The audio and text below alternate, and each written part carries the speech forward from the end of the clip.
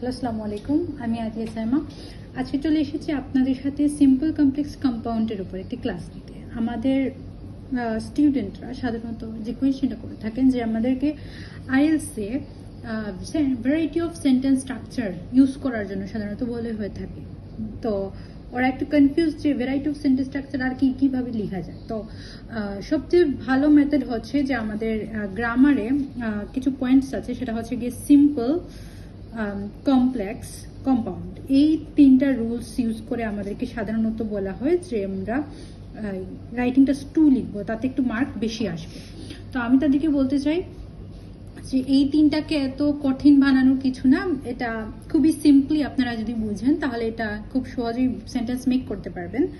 So আমরা প্রথমে একটা সিম্পল রুলস দেখে নেব। সো প্রথমে চলে আসি রুলস 1-এ। আমরা শুধু রুলগুলো যদি একটু পড়ে নিই তাহলেই আমাদের হয়ে যাবে। আমাদেরকে এত কিছু ডিটেলসে জানা লাগবে না। বেশি ডিটেলসে জানতে গেলে আবার আমরা তো একাডেমিকে যেহেতু এটা পড়ি নাই, আমাদের একাডেমিক লেভেল বলতে হাই স্কুল লেভেলে যেহেতু এটা পড়ি নাই, তো এখন যদি আমরা ডিটেলস পড়া শুরু করি সেক্ষেত্রে আমাদের প্রবলেম হবে। তার জন্য একটু ডিটেলসে না গিয়ে সিম্পলি আমরা শুধু মনে রাখার জন্য জাস্ট 4 থেকে 5টা রুলস আমরা শুধু মনে রাখবো। সো একটা রুলস হচ্ছে গিয়ে যে এই যে টু ইউজ করে যেটা করা হয়, টু আর স দ্যাট। সো একটা সিম্পল রুলস হচ্ছে গিয়ে যে আপনি সাবজেক্ট থাকবে, টু থাকবে অ্যান্ড অবজেক্ট থাকবে। এটা হচ্ছে গিয়ে আমাদের সিম্পলের ক্ষেত্রে।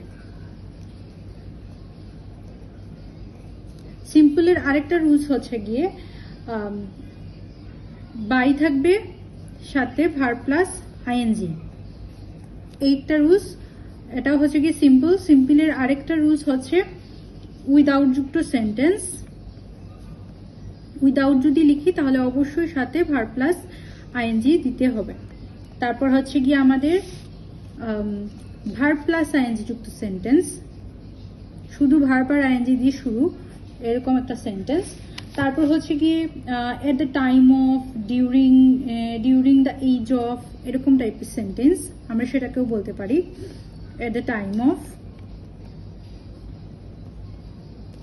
বা এট দ্য এজ অফ এরকমও বলা যায়। ডিউরিং দ্য পিরিয়ড অফ এরকমও বলা যায়, ডিউরিং দিয়েও বলা যায়। সো আচ্ছা, আরেকটা টাইপ হচ্ছে গিয়ে আপনি বলতে পারেন বিকজ অফ। বিকজ অফ এটাও ইউজ করতে পারেন। আর আরেকটা হচ্ছে গিয়ে সবচেয়ে সচরাচর আমরা সবচেয়ে বেশি যেটা ব্যবহার করে থাকি, ইনস্পাইট অফ বা ডেসপাইট। ইনস্পাইট অফ অথবা ডেসপাইট।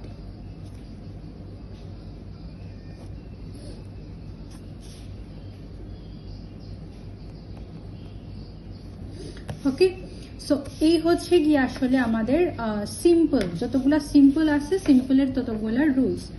তো এখন এই হচ্ছে গিয়ে সিম্পল সেন্টেন্স, এগুলা দিয়ে আপনারা লিখতে পারেন। সাধারণত টিচাররা যেটা আপনাদেরকে ক্লাসে বলতে থাকেন যে simple complex compound structure use করে লেখার জন্য। সো এটাগুলো হচ্ছে গিয়ে সিম্পলের স্ট্রাকচার। এখন আমি আপনাদেরকে কমপ্লেক্সের স্ট্রাকচার দেখাবো।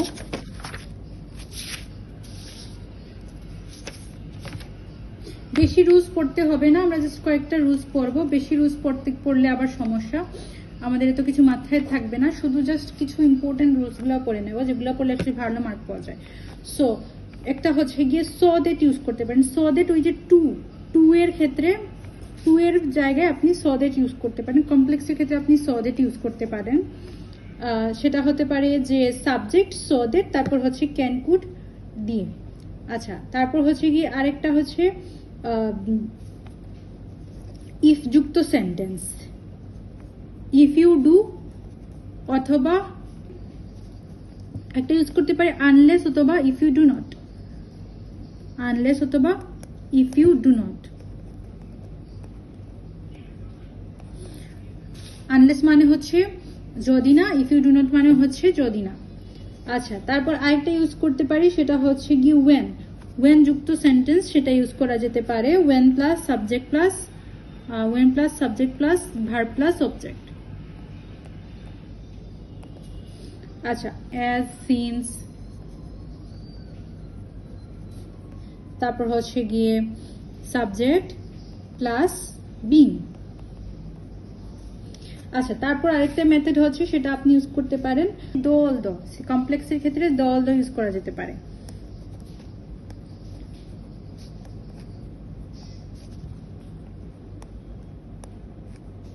তারপর হচ্ছে এই হচ্ছে আমাদের কমপ্লেক্স সেন্টেন্সের রুলস। কমপ্লেক্স সেন্টেন্সের জন্য কয়টা বলছি, কমপ্লেক্স সেন্টেন্সের জন্য 6টা দেখাচ্ছি। আমাদের টিচাররা সাধারণত আপনাদেরকে ক্লাসে যে রুলসগুলো বলে থাকেন এগুলো হচ্ছে এগুলোই বলে থাকেন। সিম্পলের ক্ষেত্রে টু যুক্ত একটা সেন্টেন্স লিখবেন, অথবা by plus verb plus ING যুক্ত, উইদাউট যুক্ত, ভার প্লাস আইএনজি যুক্ত, at the time of, at the age of, during the period of, because of, in spite, despite, এরকম টাইপের সেন্টেন্স ইউজ করাকেই সাধারণত বলা হয় সিম্পল সেন্টেন্স। এটা আমরা রাইটিং টেস্ট 2 তে ব্যবহার করে থাকি। তারপর হচ্ছে গিয়ে so that, if you do, unless, if you do not, এগুলা যুক্ত সেন্টেন্স, অথবা ওয়েন যুক্ত কোনো সেন্টেন্স, এজ, সিন, বিং, এরকম টাইপের সেন্টেন্স। তারপর হচ্ছে গিয়ে দো, অল দো, এরকম টাইপের সেন্টেন্সকে সাধারণত বলা হয় কমপ্লেক্স সেন্টেন্স, যেগুলো আপনাদের টিচাররা আপনাদেরকে সাধারণত ইউজ করার জন্য বলে থাকেন। আচ্ছা, এখন আসে কম্পাউন্ড সেন্টেন্স। কম্পাউন্ড সেন্টেন্স গুলো কিভাবে? কম্পাউন্ড হচ্ছে গিয়ে এন্ড, একদম easy compound, and or but, এই তিনটা শুধু কম্পাউন্ড, এরকম তিনটা যুক্ত সেন্টেন্সকে আমরা কম্পাউন্ড সেন্টেন্স বলে থাকি। আশা করছি আমি আপনাদেরকে বোঝাতে পেরেছি যে এইগুলা যুক্ত সেন্টেন্সকে আমরা সিম্পল কমপ্লেক্স কম্পাউন্ড বলে থাকি, আর যেটাকে সাধারণত রাইটিং টাস্ক 2 এর ভাষায় বলা হয় variety of sentence structure. Okay, so আমি যদি এখন আপনাদেরকে একটু ডিটেলসে বুঝাই যে আমি অ্যাকচুয়ালি কি মিন করতে চাইছিলাম যে different kind of sentence structure দিয়ে, আপনারা যদি একটু খেয়াল করেন এই আমার যে প্যারাগ্রাফটা আমি লিখছি এটার দিকে। সো আপনারা দেখেন যে প্রথমেই লিখছি my aim to explain why it contains advantages to open a business with studying. আচ্ছা, মানে বিজনেসের পাশাপাশি কাজ, পড়ালেখার পাশাপাশি কাজ করা, এরকম টাইপের একটা হতে পারে এটা একটা এসে, সেটা দেখতে পাচ্ছি। এখন এটার একটা বডি প্যারাগ্রাফ, 2টা বডি প্যারাগ্রাফ আমরা দেখবো, মানে আমরা জাস্ট সেন্টেন্স স্ট্রাকচারটা দেখবো। তো দেখেন আমি ফার্স্টলি বলে শুরু করছি, সেটাতে শুরু করা হয়েছে যে রানিং দিয়ে। রান হচ্ছে গিয়ে আমাদের একটা ভার্বের সাথে আইএনজি দেওয়া হয়েছে, সেটা হচ্ছে running a business can divert students attention away from the basic goal of higher education. এই যে লাইনটা লেখা হলো, এই লাইনটা আমাদের আপনাদের মনে আছে কিনা জানি না, আমরা দেখেছিলাম যে সিম্পলের ক্ষেত্রে আমরা বলছিলাম যে ভার্ব প্লাস আইএনজি যুক্ত একটা সেন্টেন্স ইউজ করবো। সেটা হচ্ছে গিয়ে আমরা বলে দিচ্ছিলাম এই যে দেখেন এখানে রানিং, এই রানিংটা হচ্ছে ওই সেন্টেন্স স্ট্রাকচার। আচ্ছা, তারপর আমরা দেখি আরেকটা সেন্টেন্স স্ট্রাকচার। এখানে আমরা দেখি to illustrate student would struggle to concentrate on their study if universities made them create business. এখানে ইফ যুক্ত একটা সেন্টেন্স স্ট্রাকচার নিয়ে আসা হয়েছে। তারপরেই দেখেন এখানে একটা সেন্টেন্স স্ট্রাকচার সাথে, সেটা হচ্ছে by starting a business student have to contribute significant commitment of time and energy. একটা হচ্ছে গিয়ে আমরা রানিং দিয়ে দেখলাম, আর একটা আমরা দেখলাম ইফ যুক্ত সেন্টেন্স। এখন আমরা দেখবো একটা by plus verb plus ING. By start হচ্ছে একটা ভার্ব, ভার্বের সাথে আইএনজি নেওয়া হয়েছে। By starting a business start করার মাধ্যমে students have to contribute significant commitment of time and energy. আচ্ছা, তাহলে আমরা 3 ধরনের স্ট্রাকচার দেখলাম। প্রথমেই ভার্ব প্লাস আইএনজি দেখলাম, তারপর আমরা দেখলাম হচ্ছে গিয়ে বাই প্লাস এটা দিয়ে, আরেকটা হচ্ছে গিয়ে ইফ যুক্ত সেন্টেন্স, মানে 2টা হচ্ছে সিম্পল আর একটা হচ্ছে গিয়ে কমপ্লেক্স ইফ যুক্ত একটা সেন্টেন্স দেখলাম, তাই না? আচ্ছা, এখন দেখেন আরেকটু নিচে যাই, দেখি আমরা একটু আর কিছু পাই কিনা। এখানে একটা সেন্টেন্স আছে managing a successful business. Manage হচ্ছে গিয়ে আমাদের কি ভার্বের সাথে আইএনজি যুক্ত করা হয়েছে। Managing a successful business is a full time job. Okay, এটা হচ্ছে গিয়ে একটা সেন্টেন্স স্ট্রাকচার। আর এটা হচ্ছে কি without dedicated that amount of time, এই সময়টা না দেওয়া হলে business will face loss could be impact on their study. বিজনেসটা লস ফেস করবে without dedicated that amount of time, ওই পর্যাপ্ত সময় না দেওয়া হলে। তাহলে আমরা উইদাউট যুক্ত সেন্টেন্স পেয়ে গেছি। একটা সেন্টেন্স পাইছি হচ্ছে গিয়ে আমরা ইফ ইউ ডু দিয়ে, আরেকটা পাইছে হচ্ছে গিয়ে ভার্ব প্লাস আইএনজি দিয়ে 2টা লেখা হয়েছে, বাই প্লাস আইএনজি দিয়ে একটা দেখা হয়েছে, আরেকটা হচ্ছে গিয়ে উইদাউট যুক্ত সেন্টেন্স একটা লেখা হয়েছে, তাই না? তাহলে আমরা 4 ধরনের সেন্টেন্স ভ্যারাইটি অফ স্ট্রাকচার আমরা আমাদের এই এসেতে পেয়ে গেছি। আচ্ছা, এখন আসেন আমাদের আরেকটাতে। তারপর আমরা ডেসপাইট হ্যাভিং নিউমেরাস বেনিফিটস, এইরকম একটা সেন্টেন্স দেখতে পাচ্ছি। Despite having numerous downsides of opening business beside study, মানে অনেকগুলা খারাপ দিক থাকলেও এটার কিছু ভালো দিক আছে। তারা বলতেছে যে ইট ব্রিংস সাম বেনিফিটস টু। এটার ডেসপাইট হ্যাভিং যুক্ত আমরা একটা সেন্টেন্স পড়ছিলাম, সেটা আপনাদের মনে আছে হয়তো। এটা হচ্ছে কি আমাদের এই যে 7 নাম্বার রুলস, যেটা আমরা পড়ছিলাম যে ডেসপাইট যুক্ত সেন্টেন্স, ডেসপাইটের পরে একটা ভার্ব থাকবে, ভার্বের সাথে আইএনজি যুক্ত হবে। সো ইনস্পাইট অফ বা ডেসপাইট, এই হচ্ছে কি আরেকটা সিম্পল সেন্টেন্স আমরা পাইছি। তারপর আসেন আমাদের if they start a business, মানে আরেকটা আমরা পাইছি আমাদের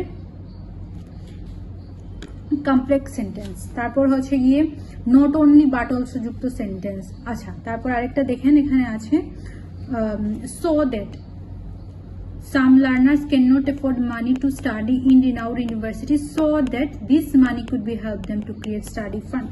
আমরা আপনাদের মনে আছে হয়তো আমরা ওখানে পড়ছিলাম যে so that যুক্ত সেন্টেন্স, তাই না? এটা